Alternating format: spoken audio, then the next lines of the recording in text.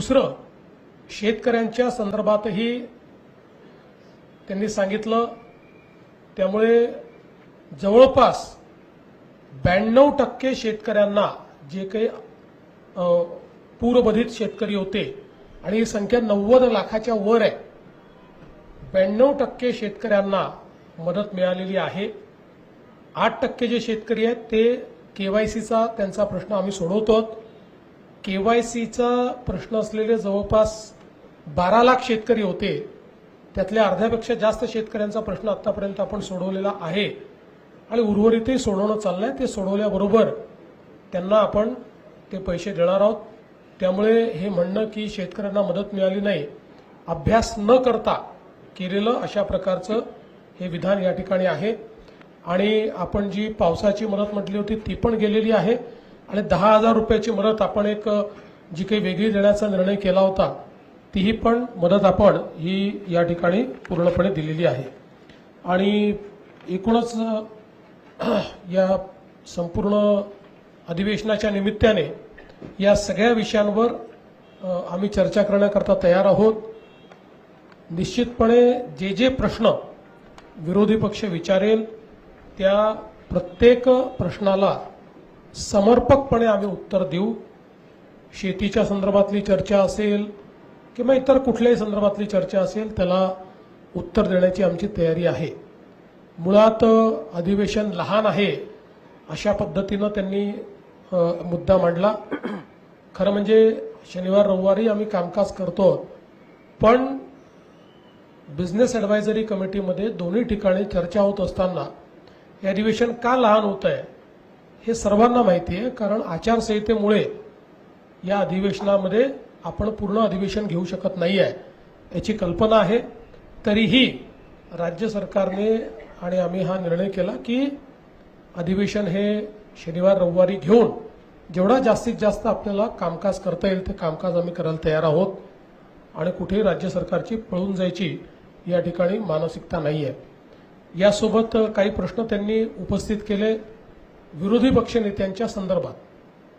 विरोधी पक्षनेत्यांचा निर्णय हा सर्वस्वी माननीय अध्यक्ष महोदय आणि माननीय सभापती महोदयांच्या अखत्यारीत आहे।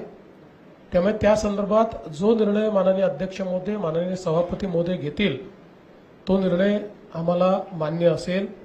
त्या संदर्भात आमचा कुठला आग्रह नाही, कुठला दुराग्रह नाही।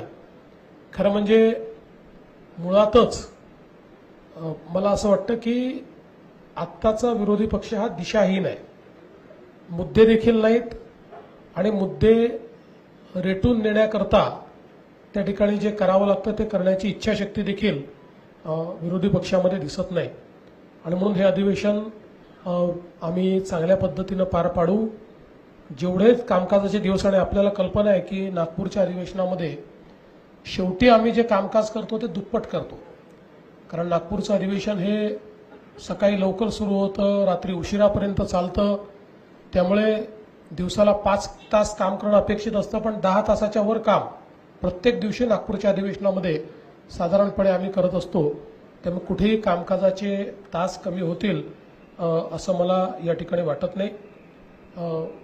एक निश्चितपणे गोष्ट, कारण नंतर आम्ही दोघंच दिसतोय आणि अजितदादा दिसत नाही याच्यावरच बातमी व्हायची, म्हणून सांगतो की अजितदादा बहारीनला होते, ते आता पुण्यामध्ये लँड झाले आहेत। मुळामध्ये जी काही आपल्याकडे थोडा मध्ये हा जो क्रायसिस झाला त्याच्यामुळे त्यांनाही उतरायला उशीर झाला, ते उशिरा उतरले आहेत पुण्यामध्ये आणि म्हणून ते पोहोचू शकले नाहीत। आता त्यांचा फोन आला होता, ते आता पुण्याहून निघतायत, त्यामुळे रात्री 9-9:30 पर्यंत ते नागपूरमध्ये येतील आणि म्हणूनच ते या ठिकाणी हजर नाही आहेत। आणि उद्यापासून पूर्ण वेळ अजितदादा देखील या ठिकाणी असणार आहेत।